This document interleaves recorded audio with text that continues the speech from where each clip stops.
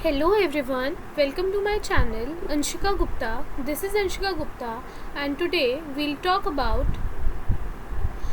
The Wondrous World. इसके अंदर हम थर्ड क्लास के MCQs कर रहे हैं। यहाँ पे ये MCQ सीरीज़ हमारी स्टार्ट हो चुकी है एंड इसके अंदर मैंने आपको पार्ट 1 करा दिया था जिसमें मैंने आपको 50 क्वेश्चंस कंप्लीट कराए थे।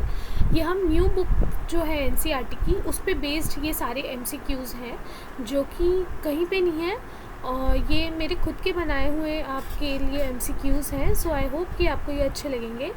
ये वीडियो आपको हेल्प करेगी KVS PRT, DSSB PRT, CTET, HTET, NVS और जितने भी आपके टीचिंग के एग्ज़ाम्स होते हैं उन सब में। So let's begin.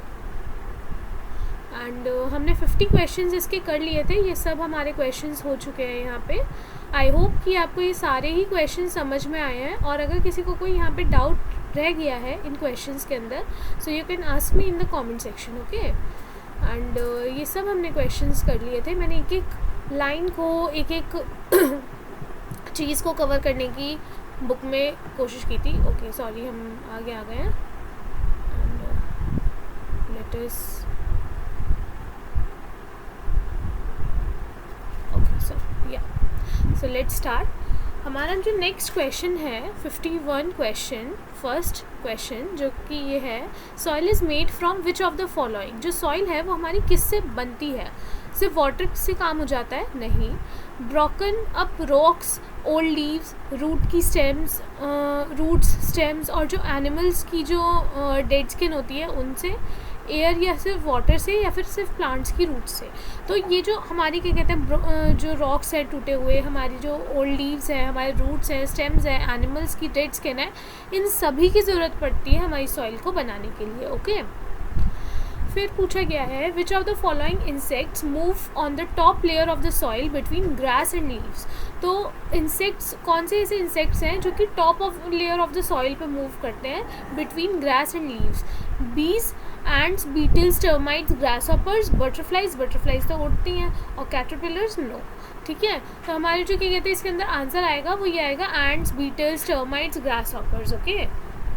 फिर उसके बाद आपसे पूछा गया है कि कौन सा क्रीचर तब अपीयर होता है जब आपकी सॉइल गीली होती है। ठीक है, तो आपके जितने भी अर्थवॉर्म्स होते हैं, ठीक है, और मिलीपाइड्स होते हैं वो आपके क्या कहते हैं तब अपीयर होते हैं जब आपकी सॉइल जो है वो गीली होती है। उसके बाद आपसे पूछा गया है which animals drink nectar from different flowers. तो एंट्स नेक्टर लेती है? नो। मिलीपाइड्स नेक्टर लेते हैं? नो। अर्थवॉर्म्स नेक्टर लेंगे? नो। तो आंसर होगा सनबर्ड्स एंड बटरफ्लाइज। आपको ये याद रखना है, अगर बटरफ्लाइज भी ना हो तो सनबर्ड जो है वो आपके नेक्टर ड्रिंक करती है फ्रॉम डिफरेंट फ्लावर्स, ओके। फिर उसके बाद आपसे पूछा गया है कि which birds are known for stitching leaves to build their nest. अब कौन सी लीव्स हैं, कौन सी जो आपकी बर्ड्स हैं वो लीव्स को स्टिच करती हैं अपना नेस्ट बनाने के लिए।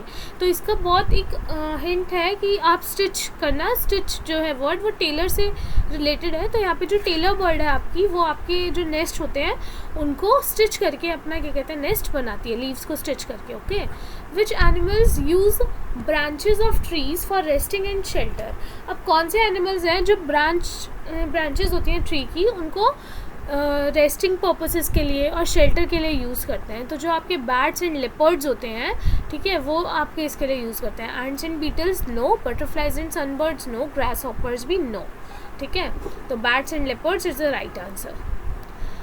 Next question is how long a person can live without water. अब ये जो है ये आप क्या कहते हैं बहुत गड़बड़ कर देते हैं बच्चे, ठीक है। 1 डे, 3 डेज, 7 डेज, 10 डेज, तो बहुत से बच्चे 7 डेज़ कर देते हैं बट इसका एग्जैक्ट आंसर 3 डेज़ है जो आपकी बुक के अंदर दिया हुआ है, ओके। फिर उसके बाद पूछा गया what is Chhappan Bhog. We all know what is Chhappan Bhog, right. एक फ्रूट नहीं है, ये टाइप ऑफ ड्रिंक नहीं है, काइंड ऑफ फ्लावर नहीं है, आपका एक स्पेशल टाइप ऑफ फूड है जो कि आपका फेस्टिवल्स पे बनाया जाता है। एंड छप्पन मीन्स 56, ठीक है। आपको हिंदी की क्या कहते हैं काउंटिंग्स जो है वो ज़रूर आनी चाहिए। बहुत से बच्चों को नहीं आती है हिंदी की काउंटिंग्स, तो आप जिनको नहीं आती है वो लर्न कर लें। तो छप्पन मीन्स 56, तो क्या कहते हैं इसके अंदर 56 वेराइटीज़ ऑफ फूड होता है। नेक्स्ट का आंसर हमने यहाँ पे बता ही दिया, how many varieties of food items does Chhappan Bhog contain. तो obviously 56 items Chhappan Bhog contains, okay.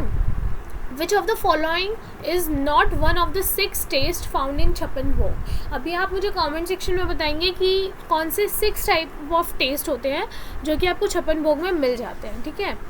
आप यहाँ पे आपसे पूछा गया है तो इसमें कौन सा नहीं है, स्वीट, सॉर, स्पाइसी, ये तीनों होते हैं, सेवरी नहीं होता, ठीक है। तो आपको 3 मैंने बता दिए, 3 बाकी के आप खुद बताइए मेरे को कि कौन से होते हैं जो टेस्ट जो कि आपको छप्पन भोग के अंदर मिलते हैं। नेक्स्ट आपको पूछा गया है the modern idea of brushing teeth originated from which tradition, western hygiene, Indian hygiene, Greek hygiene, Egyptian hygiene. तो ऑब्वियसली इंडियन हाइजीन, क्योंकि पहले जब सबसे पहले यहाँ पे ब्रशिंग का जो ट्रेडिशन था वो इंडिया के अंदर ही आया था। लोग दातुन यानी कि कहते हैं जो ट्विग्स होती थी ट्रीज़ की उनको यूज़ करके अपने टीथ को ब्रश किया करते थे। आपके जो दादी नानी लोग होंगे वो अभी भी क्या कहते हैं दातुन का इस्तेमाल करते होंगे। यहाँ पे पूछा गया what was traditionally used in India to clean teeth, toothpaste, toothbrush, charcoal, ये सब चीज़ें अभी आई हैं। सबसे पहले दातुन यूज़ किया जाता है, ट्विग्स ऑफ सर्टेन प्लांट्स। फिर आपसे बोला गया विच of the following plants were used for cleaning teeth in the Indian tradition, कौन से प्लांट्स का हम यूज़ करते हैं इंडियन ट्रेडिशन में अपने टीथ को क्लीन करने के लिए। तो नीम, करंज, बबूल, मैंगो, बनाना, पपाया, तुलसी, मिंट, लेवेंडर, एलोवेरा, जैस्मिन और रोज़। तो एलोवेरा, जैस्मिन, रोज़ नो, तुलसी, मिंट, लेवेंडर नो, मैंगो, बनाना, पपाया नहीं। फिर उसके बाद जो आपका नीम, करंज और बबूल आता है, हाँ हम इनके ट्विग्स को यूज़ करते हैं अपने टीथ्स को क्लीन करने के लिए। फिर कौन सी एक्सरसाइजेज होती हैं, which type of exercises focuses on improving the heart and lung function, कौन सी क्या कहते हैं एक्सरसाइजेज हैं जो आपकी हार्ट एंड लंग फंक्शन को इम्प्रूव करने में हेल्प करती हैं। तो स्ट्रेंथ ट्रेनिंग नो, ये क्या कहते हैं आपकी जो मसल्स वगैरह होती हैं उनको क्या कहते हैं बिल्ड करने में हेल्प करती है। Flexibility exercises no, stretching no, and cardio respiratory exercises yes. फिर आपके बाद इसके बाद आपसे पूछा गया है कि what is the main goal of flexibility exercises. Flexibility exercises का मेन गोल क्या है, तो फ्लेक्सिबिलिटी जैसे बताया गया है यहाँ पे, तो आपकी बॉडी की जो फ्लेक्सिबिलिटी है वही एनहेंस होगी इसमें, तो बाकी सारे ऑप्शंस रॉन्ग है and this is the right one. फिर उसके बाद बोला है national cleanliness day celebrated on which date, कौन सी डेट पे हमारा नेशनल क्लीनलीनेस डे मनाया जाता है। ये आपसे बहुत बार क्वेश्चन पूछे जा सकते हैं ऐसे डेट्स वाले, ठीक है। तो 1 जनवरी को, 15 जनवरी को, 5 फरवरी को या जनवरी 30 को कौन से डे पे मनाया जाता है, तो जनवरी 30 को हम जो नेशनल क्लीनलीनेस डे है वो सेलिब्रेट करते हैं। फिर आता है which of the following is a की प्रिंसिपल ऑफ वेस्ट मैनेजमेंट, कौन सा की प्रिंसिपल है वेस्ट मैनेजमेंट करने का, वेस्ट को रिड्यूस करने का। तो आपके जो 3 R's होते हैं वो आपके क्या कहते हैं इसमें हेल्प करते हैं, रिड्यूस, रीयूज़ एंड रिसाइकिल। इसके अलावा जितने भी आपको दिए गए हैं ये सब रॉन्ग है। Increase obviously no, replace, renew no, collect, dispose, throw no, clean, store, recycle no, ठीक है। तो आप वर्ड्स पे ध्यान दें और फिर उसके बाद ही उसको ठीक से लगाएं। आप कई बार हो सकते हैं 3 R's में क्या कहते हैं आपको गलत वो दे दें, जैसे कि आपको बोल दें रिप्लेस, रीयूज़ एंड रिसाइकिल, तो रिप्लेस नो, रिप्लेस नहीं होता, ठीक है। फिर उसके बाद बोला गया सिलुक, सिलुक की यहाँ पे स्पेलिंग गलत दे रखी है, डबल एल आता है सिलुक में। Siluk a village in Andhra Pradesh is known for being the cleanest village, a no waste village, a tourist village और a paperless village. The answer is a no waste village. वहाँ पे कोई भी क्या कहते हैं जो कूड़ा है वो नहीं करता, वहाँ पे बहुत कम इस तरीके की चीज़ें होती हैं, ठीक है। और मतलब कोशिश करते हैं लोग कि अपने आसपास क्या कहते हैं क्लीननेस रखने की। फिर है what type of waste is collected in a blue dustbin, blue dustbin के अंदर किस टाइप का वेस्ट आपका कलेक्ट किया जाता है, wet garbage, dry garbage, organic waste या फिर रिसाइक्लेबल मटेरियल्स। तो आपका जो ड्राई गार्बेज है वो ब्लू डस्टबिन में वो किया जाता है, कलेक्ट किया जाता है, और जो आपका वेट गार्बेज है वो आपका ग्रीन डस्टबिन के अंदर कलेक्ट किया जाता है। फिर आपसे बोला गया है what is the fire pot used for baking earthen pots cold, मतलब कि कहते हैं जो आपके मटके होते हैं उनको फायर पॉट में रखा जाता है, ठीक है, बेक करने के लिए जब वो बन जाते हैं।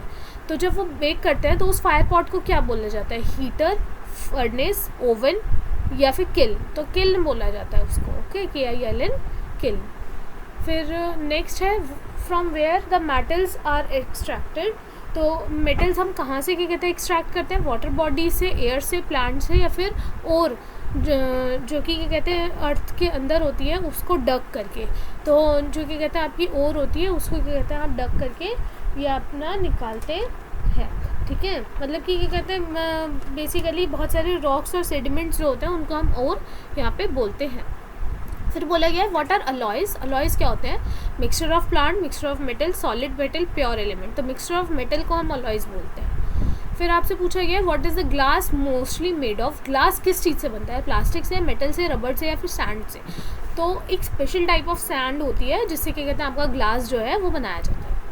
फिर आपसे बोला गया विच of the following materials could be naturally produced by plants and animals. कौन से क्या कहते हैं मटेरियल्स हैं जो कि नेचुरली प्लांट्स और एनिमल्स से प्रोड्यूस किए जा सकते हैं? रबड़, फाइबर, वैक्स, ओनली रबड़, ओनली वैक्स या फिर ओनली फाइबर। तो तीनों ही आपके क्या कहते हैं प्लांट्स और एनिमल्स से प्रोड्यूस किए जा सकते हैं। फिर है which of the following substance is liquid and found deep underground. कौन से सब्सटेंस है जो कि लिक्विड है और अंडरग्राउंड मतलब कि क्या कहते हैं बिल्कुल उसमें पाया जाता है? तो यहाँ पे वाटर, पेट्रोलियम, कोल या फिर गैस। तो पेट्रोलियम जो है वो आपका लिक्विड भी है और क्या कहते हैं अंडरग्राउंड भी ये पाया जाता है। फिर है what materials are extracted from petroleum. Petroleum से कौन कौन सी चीज़ें एक्सट्रैक्ट करते हैं लोग? तो petrol, rock and diesel, petrol, diesel, wax, petrol, coal, rock, petrol, diesel, kerosene. तो तीन जो पेट्रोल, डीजल और केरोसिन है वो क्या कहते हैं आपकी पेट्रोलियम से एक्सट्रैक्ट की जाती है। फिर है what type of waste created by petroleum based material. Biodegradable waste, non biodegradable waste, recyclable, organic. तो यहाँ पे नॉन बायोडिग्रेडेबल वेस्ट जो है वो यहाँ पे क्रिएट होता है पेट्रोलियम से। वो इस तरीके का वेस्ट होता है जो कि आपके एनवायरनमेंट को हार्म नहीं करता। फिर उसके बाद आई गेस ये लास्ट क्वेश्चन है maybe. Similar wax to that be produced by bees can be produced from which of the following. मतलब कि वैक्स जो है वो बेसिकली नेचुरली जो प्रोड्यूस करते हैं बीज करते हैं। आपसे पूछा जाता है कि वैक्स नेचुरली कौन से क्या कहते हैं आपके एनिमल्स या फिर इंसेक्ट्स आपके प्रोड्यूस करते हैं? तो बीज प्रोड्यूस करता है, ये याद रखना। अब वो उस तरीके की आर्टिफिशियल वैक्स कैसे प्रोड्यूस की जा सकती है? वाटर से, सैंड से, प्लांट से या पेट्रोलियम से? तो आंसर इज़ पेट्रोलियम से। एंड बस ये यहीं तक ही क्वेश्चंस थे। तो आई होप कि आपको वीडियो अच्छे से समझ में आई होगी एंड सारे क्वेश्चंस अच्छे लगे होंगे। अगर क्या कहते हैं आपको चीज़ें समझ में आई तो इस वीडियो को लाइक करना एंड अपने फ्रेंड्स के साथ शेयर करना। और अगर आपको कोई भी डाउट हो तो आप कमेंट सेक्शन में पूछ सकते हैं। Okay, bye bye.